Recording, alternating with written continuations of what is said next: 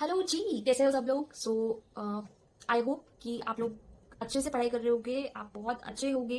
And all my best wishes with all of you जो भी who ever going to attempt in this attempt. And मैं आप लोगों से आज एक बहुत इंपॉर्टेंट इशू डिस्कस करने आई हूँ, बिकॉज मुझे लगता है ये प्रॉब्लम हर एक सीए स्टूडेंट, सीए में जो भी हम प्रोफेशनल कोर्स कर रहे हैं, ये जरूर फेस करते हैं कि जब हमारा एग्जाम बहुत नियर देयर होता है, तब हम अपने आपको जो टास्क देते हैं वो हम जनरली पूरा नहीं कर पाते, या फिर हम अवेयर ही नहीं होते हैं इस चीज के लिए कि हमें स्टडी कैसे करनी है ड्यूरिंग दोज 1.5 डे। बिकॉज कई कई बच्चे हैं जो फर्स्ट टाइम अटेम्प्ट कर रहे हैं, या फिर कई बच्चे इस चीज के बारे में सोचते ही नहीं है। सो मैं आज आपको एक इसके ऊपर एक व्यू देने आई हूँ, ठीक है, सो दैट कि आप लोगों को पता चले कि किस तरीके से आपको प्लानिंग करनी चाहिए ड्यूरिंग 1.5 डे। इस चीज के लिए पॉइंट है क्या एक्चुअली?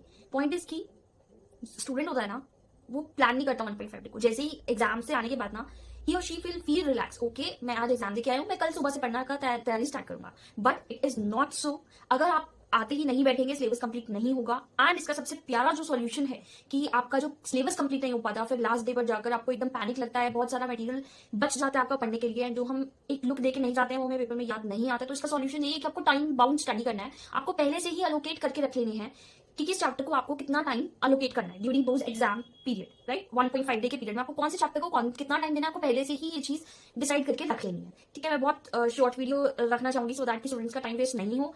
एंड बस एक रिक्वेस्ट है आपसे, लाइक कर दो इस वीडियो को, सब्सक्राइब कर दो इस चैनल को, सो दैट कि आपके लिए ऐसा ही मैं कंटेंट लेके आती रहूँ एंड आप लोगों को बेनिफिट होता है। फिर से अपने टॉपिक पे आते हैं। तो इसका सबसे बड़ा जो सॉल्यूशन है कि कैसे हम मैनेज करें, तो आपको टाइम बाउंड स्टडीज में शिफ्ट हो जाना चाहिए। लाइक सपोज ऐसा नहीं आपको करना कि हाँ मुझे ये चीज समझ में नहीं आई तो मुझे ये चीज समझनी है, वो टाइम नहीं होता है। 1.5 डे में एटलीस्ट वो टाइम नहीं होता है। You should have to allocate like 1 hour और 1.5 आवर टू लाइक टू वो चैप्टर। एंड 1.5 आवर में जितना हुआ उसके बाद आपको आगे शिफ्ट कर जाना चाहिए मेरे अकॉर्डिंग। फर्स्ट डे पे हमें ऐसा लगता है कि हम बहुत अच्छे से प्रिपेयर करते हैं, बहुत अच्छे से प्रिपेयर कर लेंगे एट द एंड ऑफ जो जब हम प्रिपरेशन के लिए पूछेंगे, बट ऐसा नहीं होता है।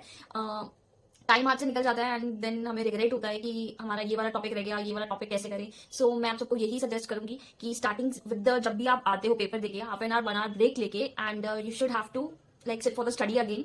आप फिर से स्टडी करने के लिए बैठ जाओ, मैक्सिमम पोर्शन कवर करने की ट्राई करो उस दिन, और उसके अगले दिन फिर एग्जाम वाले दिन थोड़ा सा रिलैक्स फील करो। एंड आने के बाद अपनी स्लीप प्रॉपर 5 to 6 आवर्स की स्लीप प्रॉपर आपको रखनी चाहिए मेरे अकॉर्डिंग ड्यूरिंग एग्जाम्स ऑल्सो।